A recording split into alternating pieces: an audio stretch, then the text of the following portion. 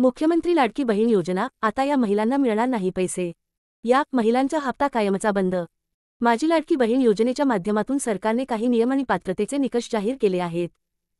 ज्या महिलांच्या कुटुंबाचं वार्षिक उत्पन्न 2.5 लाखांपेक्षा जास्त आहे, त्या महिलांना या योजनेचा लाभ मिळणार नाही. महिला किंवा कुटुंबातील एखादा सदस्य कर भरत असेल किंवा भारत सरकारच्या एखाद्या शासकीय विभागात नोकरी करत असेल, तर त्या कुटुंबातील महिला या योजनेसाठी पात्र ठरणार नाहीत. स्वतः महिला किंवा कुटुंबातील सदस्य एखाद्या सरकारी योजनेतून प्रत्येक महिन्याला 1000 रुपयांचा लाभ घेत असेल, तर त्या कुटुंबातील महिलाही या योजनेसाठी पात्र ठरणार नाहीत.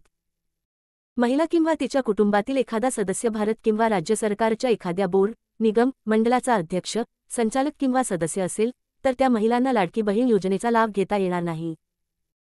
तसंच कुटुंबातील एखाद्या सदस्याच्या नावावर ट्रॅक्टर व्यतिरिक्त 4 चाकी वाहन असेल, महिला किंवा तिच्या कुटुंबातील सदस्यांच्या नावावर 5 एकरपेक्षा जास्त शेती असेल, तर अशा महिलाही या योजनेसाठी पात्र ठरणार नाहीत.